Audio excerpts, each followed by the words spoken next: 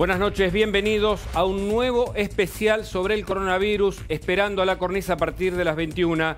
Pero no te podés perder la información que tenemos hoy en este programa con Agustina Girón y con Javier Mozo, porque vamos a estar hablando con Ángela Gentili, la infectóloga que más sabe sobre el coronavirus, sobre los últimos datos, la infectóloga que más sabe. También hablaremos, por supuesto, con José Abadi, para entender qué nos pasa cuando tenemos que enfrentar una nueva cuarentena que se acaba de renovar. Agustina, buenas noches, ¿cómo estás?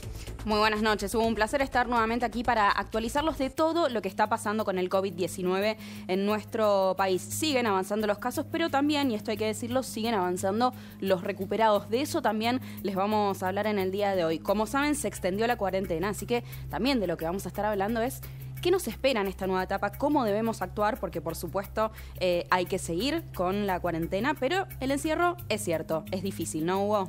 Exactamente, es difícil, por eso también vamos a hablar de las complicaciones. Atención que tenemos una denuncia para contarte del escándalo en Tucumán. Lo que pasó ahí, vamos a ir directamente a esa provincia, pero antes vamos a ir a la calle. Atención que se renovó la cuarentena. Se están cumpliendo con los compromisos establecidos por la ley, tanto por el decreto como por los artículos penales que sancionan a quienes violan estas cuestiones de la salud pública. Vamos directamente al móvil, está Javier Mozo en la avenida General Paz. Hugo, Agustina, ¿cómo están? Buenas noches. Exactamente, estamos en Cabildo y General Paz. A mis espaldas, el control de ingreso, un retén de la policía de la ciudad con entre 7 y 8 efectivos de la misma haciendo los controles correspondientes, como se pueden observar. El callejón de este lado, el callejón de la derecha, para autos particulares igual que el del medio, y el callejón que llega a lo que sería la plazoleta es para los colectivos que llegan o que entran de la General Paz. Como podemos observar, tranquilo el movimiento de vehículos en este momento. Es por momentos, se juntan alrededor de 7, 10, 12 autos. Los colectivos pasan por acá con total normalidad, como lo va a hacer aquel que está ingresando a la ciudad de Buenos Aires, como lo va a hacer, como van a ver en estos momentos. Javier, ahí los efectivos de la policía, sí. Hay mucha violación hasta ahora, son muchos los que no entienden todavía que el aislamiento social preventivo y obligatorio es lo que puede evitar que la Argentina crezca en la curva de contagiados por coronavirus. ¿Hay obediencia por parte de la ciudadanía o la policía dice que se viola esta cuarentena de forma permanente? No, hablando extraoficialmente, Hugo, con los efectivos, y después voy a dar unos datos que tienen que ver con la circulación del día de hoy, me decían que, por ejemplo, por este puesto de Cabildo y General Paz, desde las 8 de la mañana hasta lo que va del día, han pasado alrededor de 600 vehículos. Todos, absolutamente todos, con sus permisos. O sea, por eso que no vemos ningún auto demorado, ni con faja judicial, ni nada por el estilo. ¿Ves? Acá está pasando un colectivo de línea con, a ver si podemos ver, una persona, 2, 3 en su interior, 4, 5 pasajeros, que a partir de mañana van a tener un procedimiento especial para ingresar, porque van a entrar y salir solamente por la puerta de atrás de los colectivos. Y atrás vemos también otro colectivo de la línea 19 que está ingresando con también muy poca gente en su interior. Javi, muchísimas gracias por toda la info. Estamos a la espera de las actualizaciones, por supuesto, en cuanto a las personas que han violado la cuarentena. Cuando los tengas estaremos aquí esperándote para poder actualizarnos sobre eso. Exactamente, Agus. Bueno, cuando quieran ustedes, tenemos datos de la cantidad de vehículos que anduvieron hoy por la ciudad de Buenos Aires, que es mucho menor al fin de semana pasado. Muy bien, en un ratito volvemos con vos. Gracias, Javier. Y bueno, Javier Mozo también estuvo trabajando esta semana en otros lugares, específicamente en algunos hospitales. Se trata de los hospitales que fueron inaugurados por Cristina, pero que finalmente no funcionaron y ahora se van a utilizar justamente en este momento de cuarentena. Miren el adelanto de lo que van a ver más adelante.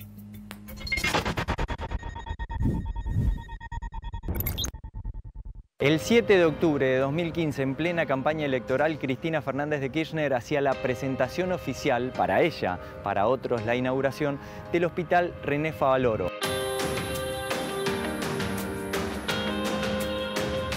La verdad es que nos hemos propuesto terminar esto en muy poco tiempo, en no más de 60 días. Una idea que me trajo Máximo, la verdad sea dicha, que me dijo, mirá, esto está medio terminal, ¿por qué no nos ponemos las pilas y lo terminamos? ¿En cuánto tiempo tienen que terminar la obra? Y aproximadamente 30 días. Los sectores que nos habían pedido que terminemos estarían terminados. Internaciones y terapia intensiva. Nunca se llegó a terminar, nunca se llegó a tener el certificado de finalización de obra porque hubo varias irregularidades y problemas administrativos. El Hospital Néstor Kirchner tampoco está en funcionamiento. Este centro de salud presenta serios inconvenientes de abandono y vandalismo. No tendría que ser así, se tendría que haber hecho en el gobierno que pasó y ahora lo están terminando por el tema del coronavirus.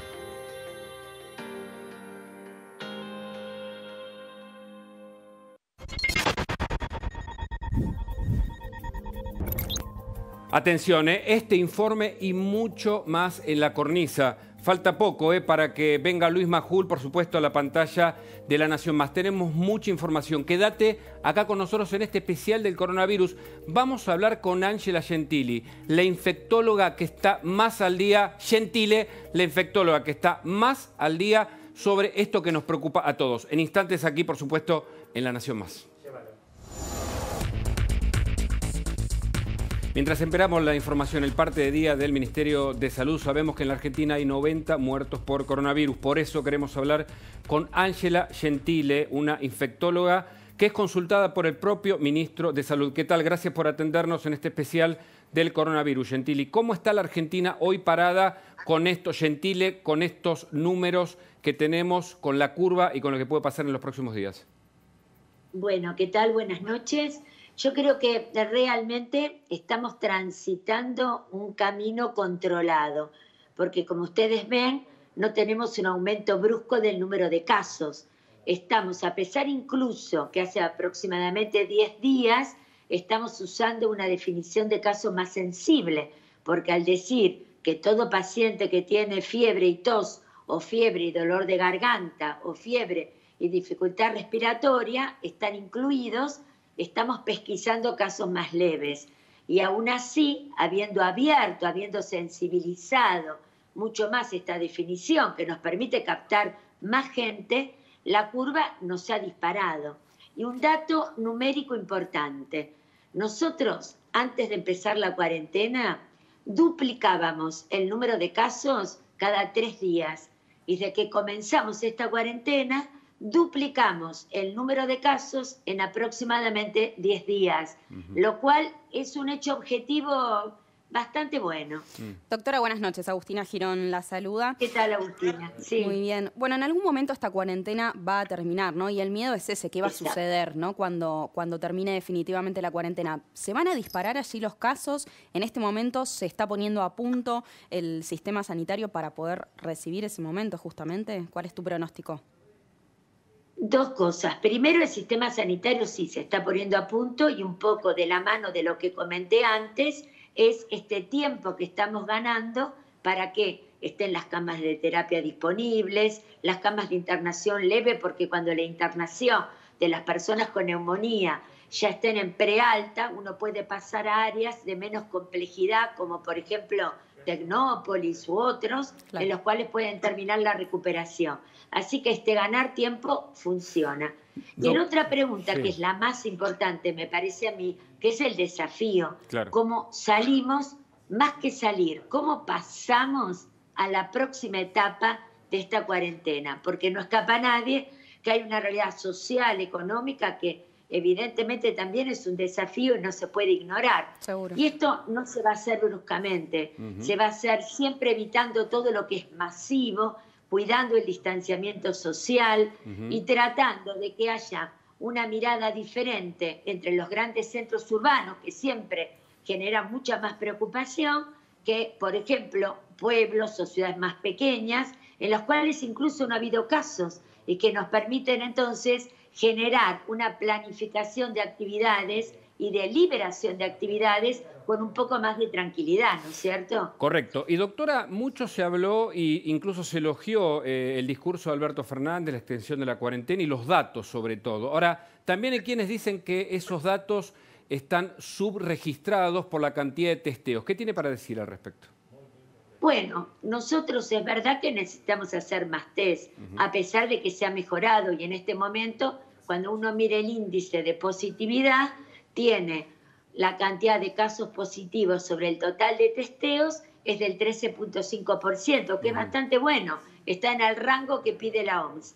Igualmente queremos hacer más y de hecho esa fue una recomendación y por otra parte se están aumentando porque se descentralizó del Malbrán y en cada una de las instituciones hay ahora varias provincias que tienen varias instituciones. Por ejemplo, en la Ciudad de Buenos Aires hay 5 o 6 centros públicos. Nuestro hospital, el Hospital de Niños, es un centro, el Muñiz, el Pena, el Elizalde, el Pasteur. Hay varios que cada vez se incorporan más. Pero también me parece importante para también generar tranquilidad, ¿no es cierto?, que uno mira otros indicadores indirectos. Entonces dice, bueno, a ver, ¿qué pasa con esto? Yo tengo todos los casos que estoy buscando, pero ¿qué otro marcador indirecto me puede a mí decir que voy por el buen camino? Entonces miro el porcentaje de camas ocupadas de terapia intensiva por pacientes COVID, que apenas llegan al 6%, o miro la internación en unidades de clínica de pacientes COVID, o miro las guardias donde están las áreas ambulatorias y veo que el sistema no está desbordado. Está bien. Eso me parece que es un indicador indirecto bastante bueno también. Usted sabe que la Argentina ha tenido problemas históricos con los datos, con la información, con la falta de la información cierta. Por eso insistimos, porque claro, los números son buenos, pero los periodistas nos preguntamos si son números reales. ¿A usted le parece que más test puede generar más cantidad de infectados? Y la curva, doctora, esa pregunta también se la quiero hacer. Sí, pero el tema es así. Si yo tengo más test, también es verdad que lo tengo que referenciar los test por millón de habitantes. Claro. Y eso va a haber un poco, se verá la tendencia. Pero mire, hay una cosa que en mi experiencia de tantos años, uno es así en la vida de todos los días, que es la realidad de los hospitales. Yo le puedo decir la realidad del mío, de todos los hospitales de la ciudad. Estamos todos conectados, los infectólogos, independientemente de COVID, por otras redes que trabajamos siempre. Y uno ve que las guardias no están desbordadas. Yo le puedo asegurar que viví la pandemia del 2009, era un desborde. Era imposible decir acá no pasa nada. Y yo también creo otra cosa importante. Los casos van a subir porque estamos en una pandemia. Va a seguir aumentando y desgraciadamente va a haber más casos y más pacientes fallecidos. Pero en este momento no están desbordados los servicios y uno lo ve en la vida de todos los días, en el contacto con profesionales, infectólogos, pediátricos, de adultos, que tenemos lugares como para, perfectamente tenemos lugares como para poder absorber. Doctora, la interrumpo. Para mí no es despreciable, ¿no? La vida de todos los días. Seguro. La interrumpo un segundo porque tenemos una información de último momento que indica que a partir de esta semana en la ciudad de Buenos Aires, por lo menos, sería obligatorio el uso del barbijo. ¿Tiene alguna información al respecto? Bueno, siempre se habló de las bondades del barbijo social, que incluso en muchas provincias es obligatorio, en otras fue una fuerte recomendación. Lo que es importante es entender que uno se pone un barbijo social no para cuidarme yo, sino para evitar que si tengo síntomas leves y a lo mejor no tan característicos, pueda contagiar a otro. No es el cuidarme yo, sino cuidar al otro. Y si el otro se lo pone, pues sucede lo mismo. Y se va creando una cadena comunitaria de cuidado. En ese sentido, hay un punto importante, hay un punto muy importante que me parece más importante que discutir o no el barbijo social, porque esa es una medida adicional. Y nunca se puede sacrificar el aislamiento, nunca se puede sacrificar el distanciamiento. Nunca decir, porque tengo barbijo social, no me importa el distanciamiento. El distanciamiento social es no negociable, es una ayuda, pero lo más importante es el distanciamiento social y el lavado de manos. Tiene que quedar claro, porque si yo me pongo un barbijo social y me pongo entre 10 personas todas juntas a hacer algo, el barbijo social no me sirve. Seguro. Doctora, lo último que le pregunto, que tiene que ver justamente con esto. Esta semana el jefe de gobierno porteño, Horacio Rodríguez Larreta, dijo que 2 de cada 3 enfermos son asintomáticos. ¿Es correcto esto? Y bueno, imagino que tiene que ver con el uso del barbijo. ¿Qué hacemos frente a eso? No, lo que se refirió, me parece, era una estadística que hay en hoteles, en los hoteles, que son toda la gente que viene del exterior, que sobre todo ha estado en países como Italia, Francia, España, con mucha transmisibilidad y con mucha circulación comunitaria, o Estados Unidos, esas personas fueron chequeadas. Del total de personas, que creo que fueron 2.000, dio un 3.7% de positividad.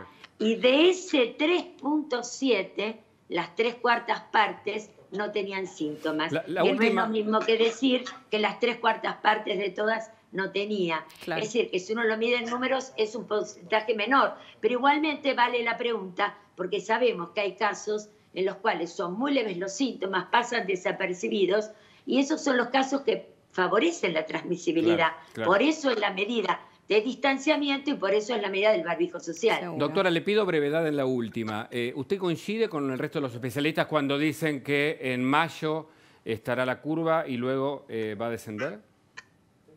Bueno, es altamente probable, como venimos, que la curva no es que sea el pico, porque estamos tratando que sea una meseta y puede ser en mayo. Y por supuesto, ya lo aprendimos en la pandemia 2009 y en todos los brotes que tenemos. Sube, aumenta la cantidad de casos, la gente se vacuna, entre comillas, porque se inmuniza y empieza a generar anticuerpos, el virus enlentece la transmisibilidad y empiezan a caer los casos. Y esto es un proceso que dura aproximadamente entre 2 y 3 meses, pero bueno, esto es un día a día, hay que mirarlo, no hay que todavía tomar números ni fechas, sino que es muy dinámico y hay que seguirlo. Doctora, muchísimas gracias por haber hablado con nosotros, ¿eh? No, gracias a ustedes. Buenas noches. Muy buenas noches. Ahí está entonces la doctora Gentile hablando con nosotros. Vamos a la calle, donde está Javier Mozo, que tiene algunos datos para contarnos respecto a las personas que han violado la cuarentena. Pero ante todo, Javi, contame, ¿cómo está la calle? ¿Mucha gente circulando o no? La calle está muy tranquila, Agus. Está bastante tranquila. Adriana. En este momento se puede ver por ahí un poco más de movimiento por el horario. Pero bueno, fíjate, del ingreso a lo que es la ciudad de Buenos Aires vemos un auto, 2 atrás, como poco movimiento. Hay momentos en donde sí se pueden encontrar 5 o 7 vehículos más, pero en realidad, hablando recién con algunos de los efectivos que están a cargo del operativo, me decía que ha sido en general el día y el fin de semana muy tranquilo. Y de hecho, para dar algunos datos, para dar algunos números, podemos decir que este fue, a pesar de haber sido el fin de semana largo de Semana Santa, el que menos cantidad de vehículos circularon entre sábado y domingo. O sea, desde que arrancó la cuarentena hace 3 fines de semana, este es en el que menos autos circularon. 54.000 autos ayer y 60.000 autos hoy. Hoy se reforzaban, comparado con ¿no? el fin de semana anterior, ¿cómo? Se reforzaban los controles también en las rutas, sobre todo Sí. las que iban hacia la costa. ¿Sabés algo de eso? Sí, claro. Sí, en este caso los refuerzos de las rutas también han sido positivos con respecto a las fuerzas nacionales que estaban a cargo de los mismos y de las provinciales. No hay datos todavía oficiales, pero extraoficialmente me decían que estaban contentos, por llamarlo de alguna manera, asombrados de que el movimiento había sido muy inferior a lo que venía ocurriendo los fines de semana anteriores. Y datos que también pueden servir, desde que comenzó la cuarentena, allá por el 20 de marzo, hay 646 personas detenidas, que fueron detenidas, y un total de 8.645 demoradas. Esto aquí en el ámbito de la capital federal. Sí, en el Javier. ámbito de la ciudad de Buenos Aires. Es tremendo porque ese dato contemplado a nivel nacional habla de más de 1 millón de personas que violó la cuarentena. Te agradecemos mucho el contacto. Seguramente vamos a volver en instantes para ver cómo está la calle. Pero ¿Cómo no? Perfecto. Nos vamos a Tucumán. Un escándalo en esa provincia que tiene muchas historias recientes, pero en este caso, tal vez la más grave, la que más indigna, tiene que ver con el uso de barbijos por parte de legisladores. Barbijos que habían sido donados, máscaras para el personal de la salud que aparecieron en estas imágenes que vamos a ver a continuación. Por eso hablamos con Adriana Bueno. Ella es médica, está en Tucumán y nos atiende y le agradecemos. ¿Qué tal, Hugo Machiavelli, aquí en La Nación Más? ¿Cómo le va? Hola, ¿qué tal? Muy buenas noches. Nos cuenta el detalle, cuál es incluso la denuncia que ustedes están haciendo por este mal uso y por esta muestra que hicieron los legisladores tucumanos? Así es. Lamentablemente, la semana pasada hemos visto absortos cómo se había hecho una suerte de puesta de escena de una sesión de la legislatura donde de repente veíamos al personal administrativo absolutamente vestido, con mamelucos, con barbijos de alta seguridad, después legisladores con las máscaras faciales, con barbijos muchas veces mal puestos, con guantes, que nosotros tratamos siempre de no recomendar porque el que no está en contacto directo con un paciente no tiene por qué utilizarlo. Pero ¿sabes qué es lo que pasa? La indignación de todos los trabajadores de la salud al ver esta suerte de alarde de la legislatura, dando muestras de una ignorancia total de lo que verdaderamente está pasando en nuestra nación, es de que muchas veces esos elementos nosotros los cuidamos como oro porque son escasos.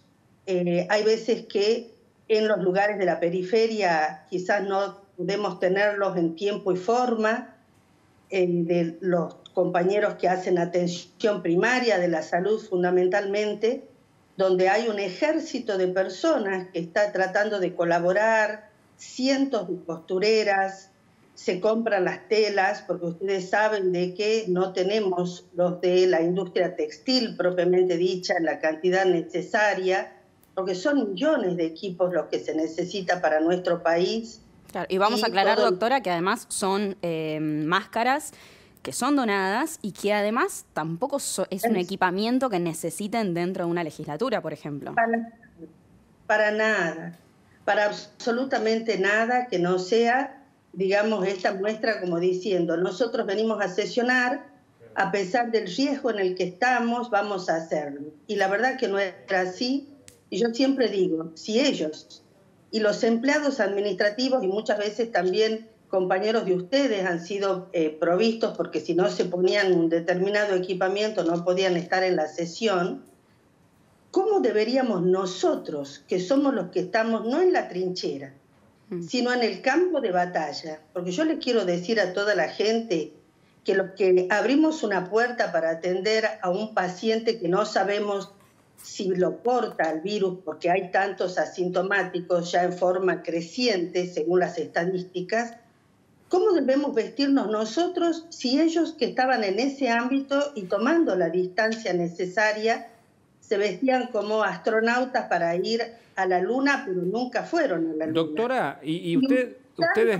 Utilizando elementos que eran para nosotros, que la comunidad toda, y en eso yo un agradecimiento especialísimo a toda la comunidad, a las cientos de costureras, a todas las voluntarias que están comprando las telas, la SMS, que fabrican nuestros camisolines, nuestros barbijos, estas máscaras faciales hechas especialmente por el grupo de Cuarentena Solidaria, y verla así, digamos, puesta en un lugar que no correspondía, mientras nosotros carecemos muchas veces de estos elementos, y donde la vida de cada uno de nosotros se va en una de estas máscaras y en uno de esos barbijos. Y bueno, la verdad que ocasiona repudio y desazón también. Claro, claro.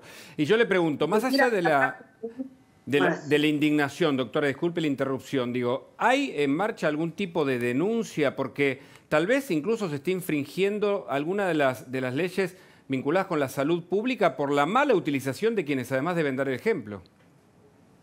Mira, lo que ha salido es la gente del sanatorio donde se supone que habían cedido, porque Cuarentena Solidaria, ustedes saben que hay vasos comunicantes entre lo que es la atención pública y privada, que así debe ser en este momento. Entonces, tanto da al personal de la salud de los hospitales como del sanatorio, pero bueno, este sanatorio de la hija de un legislador. Y bueno, hubieron ahí unas disculpas que la verdad que tampoco han sido, digamos, satisfecho todo lo que uno quisiera, pero las denuncias, bueno, yo espero que también la justicia, ¿no?, que alguna vez actúe. no siempre los ciudadanos comunes tenemos que ser los llamados a hacer todas las denuncias, sino que también la gente que de oficio y que está en ese tema debería hacerlo. Nosotros lo que hicimos fue un repudio, porque yo además de infectóloga del hospital, también soy la representante de los trabajadores autoconvocados, soy la secretaria general y la gremial de la Federación Sindical de Profesionales de Trabajadores de la Salud de la República Argentina. Lo que hicimos es repudiar totalmente esto y pedirle a nuestros políticos que esto no da para la foto, que no hagan daño. Si no nos pueden ayudar, que por lo menos no hagan daño. Exactamente. Y que traten de, estar conscientes de que acá no se trata de una foto más o una foto menos, porque acá está no solamente la vida de la población. Yo hago mucho hincapié en que la vida de los trabajadores de la salud, el riesgo para sus familias es la que está en juego y es la que nosotros tenemos que garantizar, porque nosotros no somos héroes, Hugo, no somos superhéroes. Nosotros lo único que tenemos entre el virus y nosotros, nuestras capas, nuestros escudos, ¿saben qué son?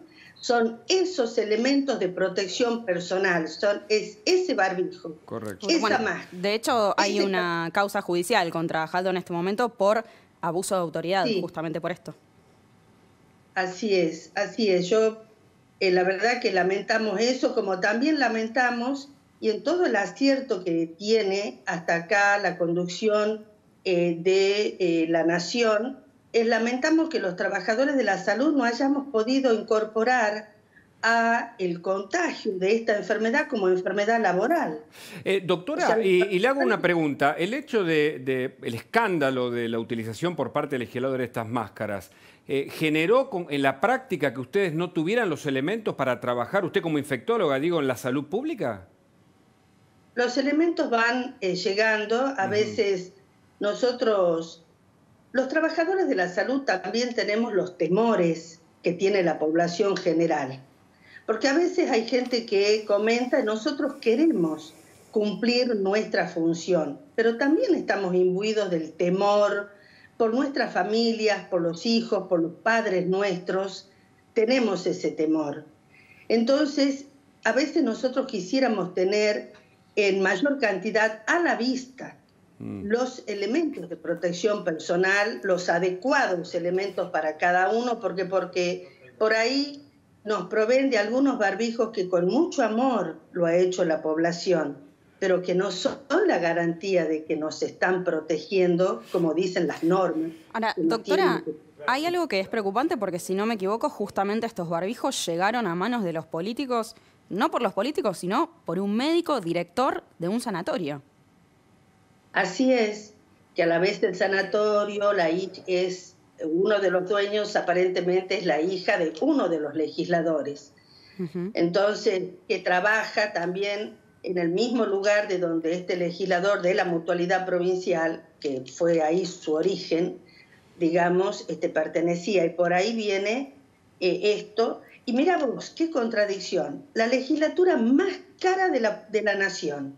Tenemos ese indignante, digamos... ¿Cuánto cobra? A propósito, doctora, porque pensando en esto también, en el poder adquisitivo de estos legisladores, ¿cuánto cobra un legislador en Tucumán aproximadamente? Bueno, lo que dicen que cobran son 130.000 pesos en el recibo. Lo que nosotros como tucumanos sabemos es que para los 49 legisladores que tiene la provincia de Tucumán, significa en el presupuesto de la provincia que cada uno nos cuesta a nosotros prácticamente 87 millones de pesos por año.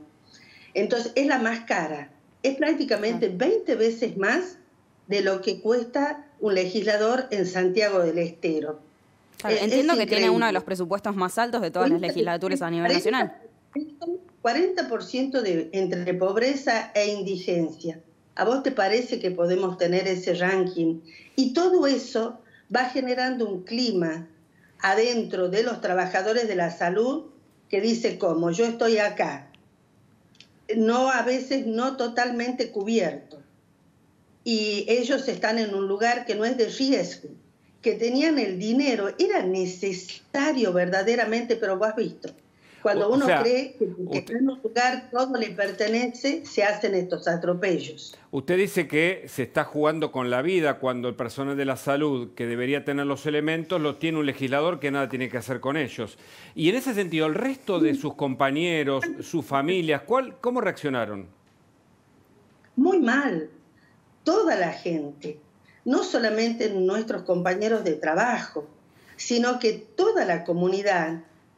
Fue un bochorno, una vergüenza. Decíamos, ¿cómo puede ser todo este alarde, esta puesta en escena grotesca, burda? Mientras, vuelvo a repetir, hay miles de voluntarios que tratan de colaborar con nosotros porque tratan de ayudarnos a que los ayudemos. No solamente quedándose en casa, sino cosiendo, cortando, comprando las telas. Es increíble. Lamentablemente no tenemos todavía alguna coordinación con alguna industria textil del propio Tucumán que pueda manufacturarnos, ya que nosotros no podemos traer del exterior porque no hay estos elementos. No es lo mismo cientos de costureras que una fábrica que son empresas textiles que verdaderamente pueden hacer en serie y con las condiciones. Doctora, en Tucumán, muchas veces se habla de Tucumán de una clase prácticamente feudal. En este caso, ¿usted diría que estos legisladores actuaron de esa manera, como una élite que tiene derecho a tener los barbijos, mientras la gente, incluso los profesionales de la salud, por ahí carecen de los elementos? Sin lugar a dudas, el privilegio. Siempre el privilegio, siempre diferentes a el ciudadano de a pie, el ciudadano común y los que sufren y los que necesitan. Y la verdad que eso cada vez se ve más, cada vez. En nuestra provincia hay un distanciamiento, no el social, sino el económico entre las personas que conducen en nuestra provincia, los ciudadanos y muchos, como te vuelvo a repetir, 40% entre pobres e indigentes lugares, 18% sin agua potable en Tucumán. Y tener estas cosas, tremendo. Doctora, en este momento, ¿cuántos casos de infectados y muertes hay en la provincia de Tucumán por coronavirus? Sí, hasta la estadística de ayer, que todavía ahora dentro de unos momentos vamos a tener el nuevo comunicado, tenemos 30 pacientes confirmados, 4 de ellos fallecidos. Doctora, y vuelvo a los... Perdón que vuelva a la imagen, porque realmente indigna. La imagen de los legisladores trasciende porque ellos mismos la difunden, mostrando esto que usted decía, que estaban trabajando, pero no hay como un agregado. ¿Usted qué nota en esas fotos de ellos cubiertos, e incluso ustedes que aparecieron en alguna foto de médicos sin nada, ¿no? Yendo a trabajar con lo mínimo indispensable? La contracara total. Y ese día, el 7 de abril, coincidió con el Día Mundial de la Salud, porque es el día en que se, creó la Organización Mundial de la Salud. Mirá qué triste coincidencia, ¿no es cierto?, que este derroche de ignorancia y de opulencia se haya dado en ese día. Y la verdad que, te digo, Hugo, esto nosotros tratamos de, en las capacitaciones, explicar una y otra vez que lo que nosotros tenemos es lo que corresponde. Tratamos de mantener a nuestros compañeros con lo que sería la moral alta, porque es difícil a lo que vamos. Y donde vos ves las estadísticas de que los trabajadores de la salud van engrosando el porcentaje también de enfermos y de muertos, y nosotros decimos que todo este tiempo, que tan bien lo estamos logrando hacer, el éxito pero que sabemos que lo inevitable va a llegar. Nosotros no queremos engrosar con la vida de nuestros compañeros de trabajo, ni la de enfermos contagiados, que por ahora no es una enfermedad laboral para nosotros. Desafortunadamente no tenemos esta enfermedad cubierta por la RT. Claro. Y tampoco queremos engrosar las tristes estadísticas de compañeros fallecidos. Entonces, yo te digo de que queremos que todo lo que sea necesario, respiradores lleguen, los tratamientos lleguen, todo eso está muy bien. Pero lo que sí o sí hay que garantizar es que nosotros, que somos esos primeros soldados, tengamos nuestros escudos protectores, que a veces no estamos teniendo todos los que vamos necesitando con la cantidad de asintomáticos que hay. Y doctora, que esta funcione de otra forma, ¿no? Seguro. Que por lo menos no haga daño. Doctora, le agradecemos muchísimo por este tiempo con nosotros, ¿eh? Muchas gracias a ustedes. Ahí está. Bueno, y les contamos una información de último momento. El gobierno de la Ciudad de Buenos Aires acaba de publicar un decreto justamente que indica que va a ser obligatorio el uso del barbijo en toda la ciudad de Buenos Aires. Por el momento no se aclaró a partir de cuándo, intuimos que seguramente será a lo largo de esta semana, pero hay dos puntos centrales para marcar dentro de este decreto. Por un lado, como decía recién, el uso obligatorio del barbijo, y por el otro, la prohibición de la comercialización de aquellos barbijos que están destinados para el personal sanitario. Con lo cual esto lo que indica es que este decreto lo que pide es que se promueva el uso del barbijo social, ¿no? Como nos indicaban recién los especialistas. Entonces, a partir de esta semana, uso obligatorio del barbijo en la Ciudad de Buenos Aires y también prohibida la comercialización de los barbijos que son sanitarios para los hospitales. Así que a preparar el barbijo en casa, Hugo. Claro, era algo que se esperaba. Por supuesto, también se espera que en otros distritos se exija el uso del barbijo social, porque eso promueve el aislamiento. Pero atención, porque en la cornisa, faltan minutos nada más para que llegue Luis Majula aquí a La Nación Más, hay un informe que es central que veas. Hay mucha sobrecomunicación, hay información falsa, hay mucha información que no es oficial y que puede ser peligrosa. Esto es la infodemia. Mirá.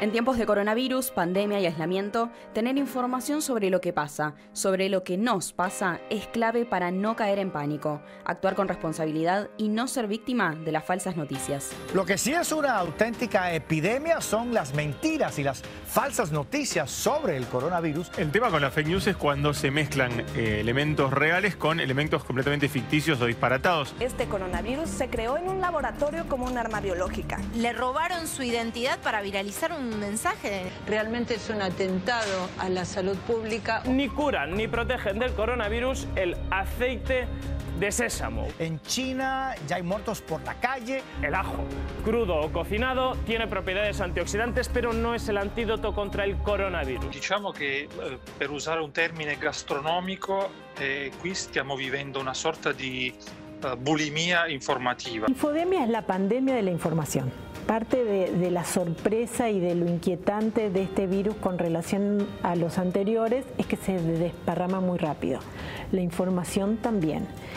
Entonces nos encuentra esta epidemia también sin anticuerpos. Y en la calle una de las principales preocupaciones tiene que ver con la circulación de la gente, con aquellos que no respetan la cuarentena. Trabajando justamente en la calle está Javier Mozo. Buenas noches, Javier, otra vez. Nuevamente a vos y a Hugo.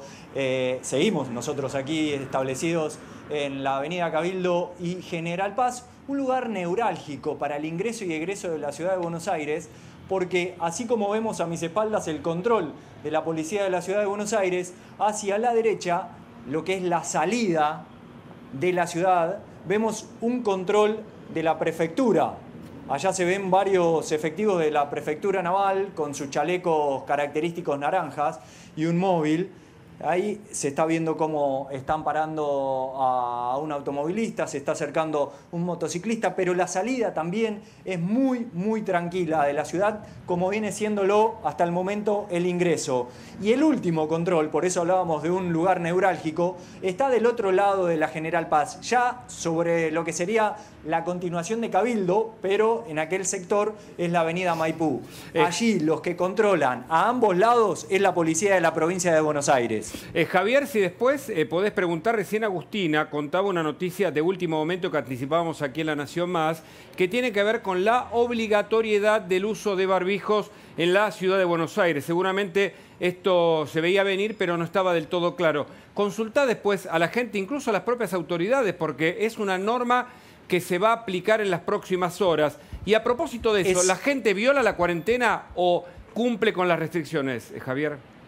No, cumple con las restricciones, Hugo, con respecto a esta última pregunta, cumple con las restricciones, les presentan absolutamente los papeles como para poder circular cada uno de los automovilistas. Y con respecto a la pregunta anterior que me hacía sobre la obligatoriedad de los barbijos o tapaboca, decimos que es algo publicado ya, es una resolución publicada en el Boletín Oficial de la Ciudad de Buenos Aires que va a ser de cumplimiento efectivo a partir del próximo 15 de abril a las 0 horas, que no se van a poder utilizar barbijos y en especial el N95, que son los que utilizan los profesionales de la salud, y que, como decía Agustina recién, vamos a tener que confeccionar nuestros tapabocas para dejar que los barbijos que usan los profesionales no escaseen o no le falten a ellos puntualmente. Javi, recién dabas una noticia que en mi opinión es buena y que tiene que ver justamente con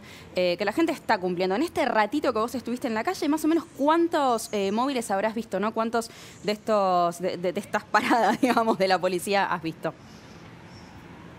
¿Cuántos? Perdóname que se cortó, a ver si me puedes repetir. Aproximadamente, ¿cuántos efectivos has visto, ¿no? Que han parado a la gente? ¿Cuántas personas fueron detenidas? ¿A cuántas personas se les revisó justamente? Absolutamente ninguna persona demorada. Todos tienen sus papeles en regla, todos presentan el papel para poder circular con Pero total frenaron a mucha gente, normalidad. digamos.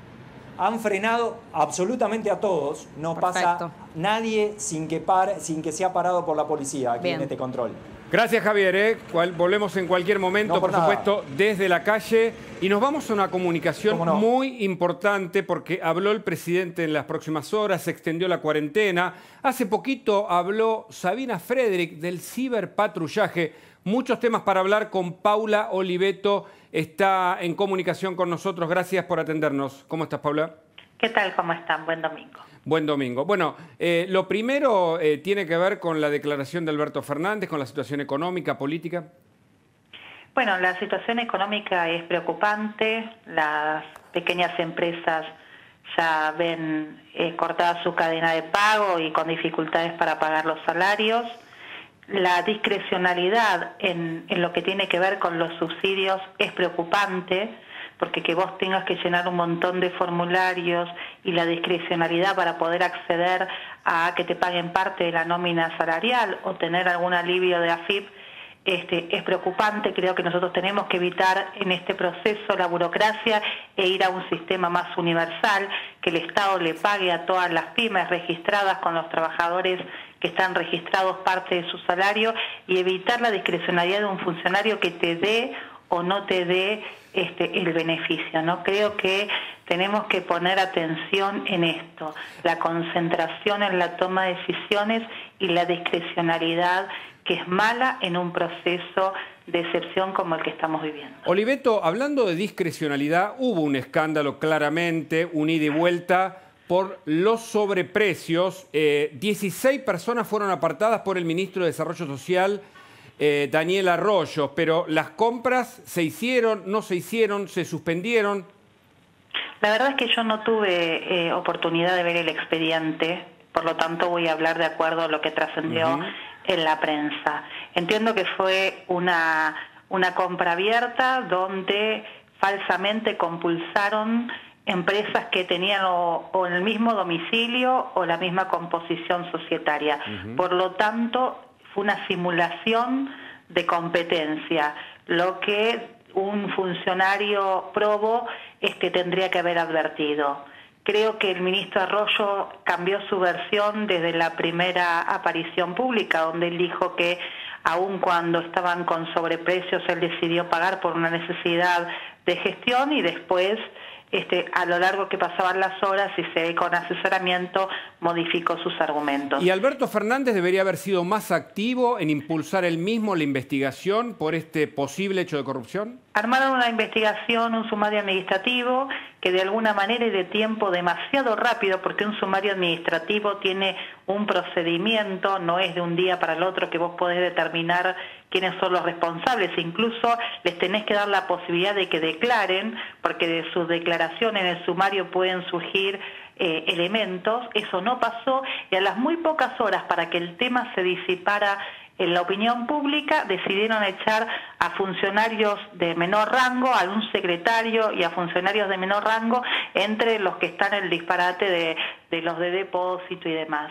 Me parece que cuando hay sobreprecios de esta magnitud, tendría que haber sido mucho más vehemente el Ejecutivo y el ministro Arroyo para ver quiénes estaban atrás de estos sobreprecios, porque no podemos, nosotros que tenemos experiencia, creer que quedó a un nivel tan bajo como coordinadores de programa o directores nacionales. Pero bueno, es lo que pasa por no tener una ley de compras y contrataciones. La Argentina no tiene una ley de compras y contrataciones, se maneja a través de decretos, y aún así en esta ley de emergencia que se votó entre gallos y medias noches, no tenemos ninguno de los contrapesos o los resortes institucionales que se dan en el proceso de compras públicas para de alguna manera evitar desvíos, sobreprecios. Y vos fijate que en este expediente, por lo que dice la resolución, no pudieron advertir esto ni la Unidad de Auditoría Interna, ni la SIGEN, ni el Departamento Legal. Por lo tanto, es mucho más gravoso de lo que pretenden decir, ¿no? Que corre un funcionario y ya está. Lo que demuestra esta adjudicación con sobreprecios es que el sistema institucional, los anticuerpos que tenemos que tener para evitar la corrupción no funcionaron. Y eso es lo que siempre pasa cuando gobierna determinado sector político. Paula, Agustina Girón te saluda, buenas noches.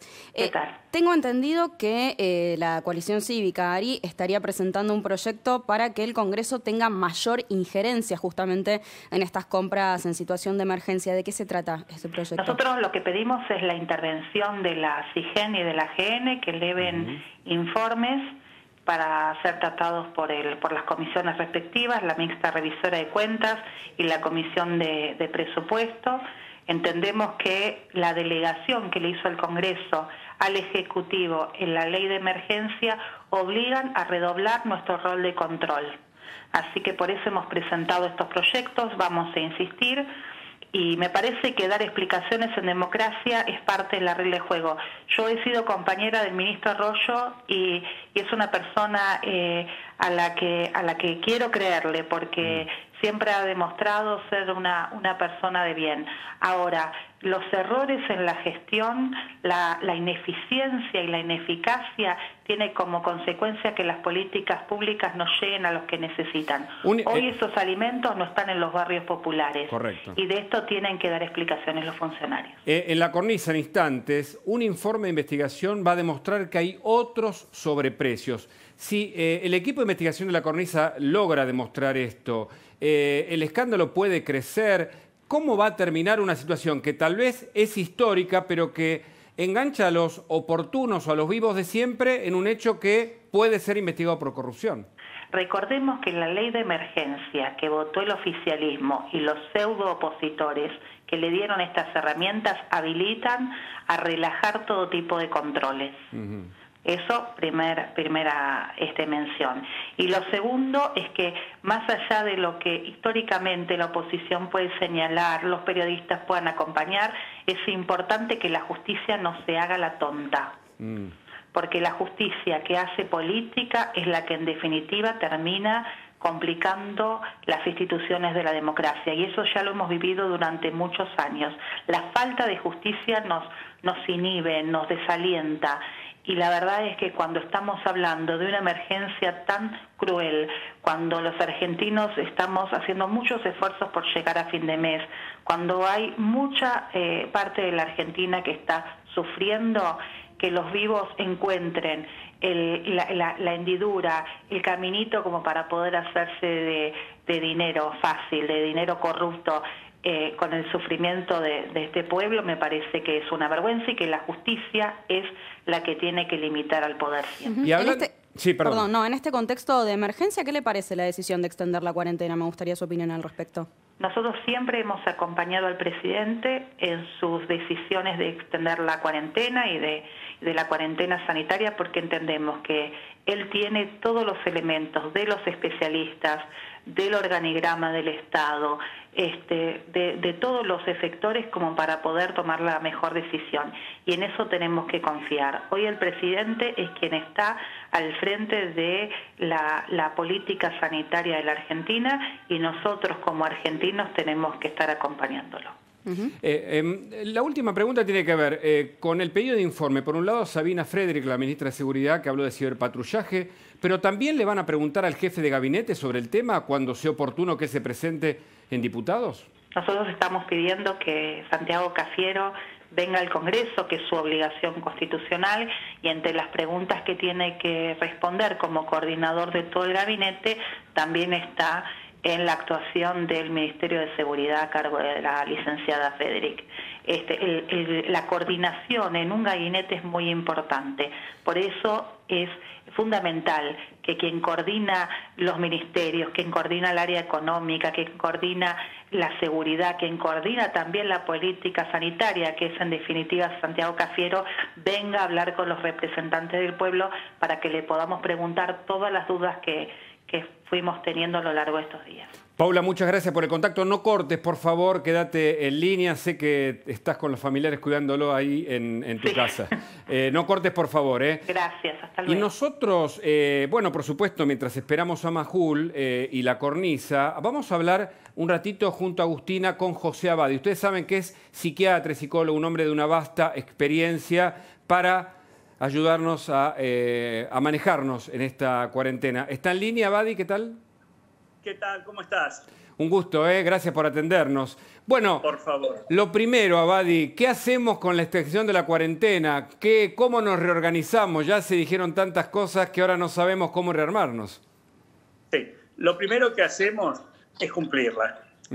Quiero decir, se ha demostrado que cumplirla cabalmente protege.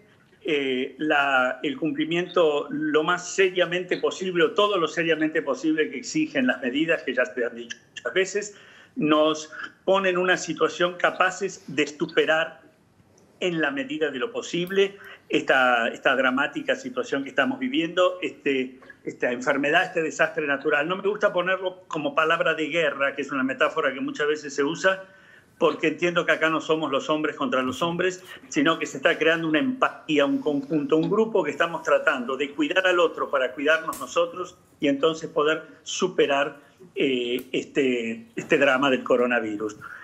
Punto 2 que me gustaría mencionar, porque sé que están apretados de tiempo, es que no creamos que transitorio es una palabra que significa que la hemos hecho sinónimo de eterno.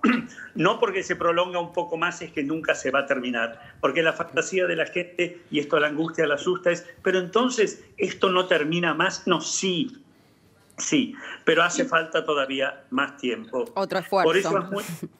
Sí, perdón. Sí, no, es importante aclarar eso. Perdón, vamos a ir a un último momento. Acaba de llegar el reporte diario del Ministerio de Salud de la Nación. Atención con los nuevos casos de infectados por coronavirus en la Argentina, Agustina. Te digo, se los voy a leer porque esto es algo que acaba de llegar. En total se han confirmado 66 casos nuevos. Con estos nuevos números entonces son en total 2.208 los positivos en el país. También se registraron lamentablemente 5 nuevas muertes. Se trata de 2 mujeres de 67 y 77 años, residentes en la provincia de Buenos Aires, y 3 hombres, también mayores de 80 años y de 90, de la provincia de Buenos Aires y otro de 64 en la ciudad de Buenos Aires, así que en total son 95 ya los fallecidos. Por supuesto, Buenos Aires, la ciudad de Buenos Aires y la provincia siguen siendo los lugares con mayor cantidad de casos. Por supuesto, y atención, porque la provincia de Buenos Aires de a poco en la curva empieza a incrementarse. Seguimos hablando con José Abadi porque nos está ayudando, nos da herramientas, nos aliviana esta pesadumbre del confinamiento, del aislamiento social preventivo y obligatorio. Lo escuchamos, José. Sí, y no nos olvidemos de una cosa que intento repetir muy a menudo, casi convertirlo en una frase, casi un eslogan, pero sí al miedo útil. El miedo útil es valentía, el miedo útil nos protege, y nos protege de algo muy importante también, que es el pánico inútil, que es el desplazamiento a esa vivencia que nos paraliza, nos lleva a medidas distorsivas, nos enoja, nos irrita. Claro. Entonces, sí al miedo útil, no al pánico inútil. Nada de omnipotencias.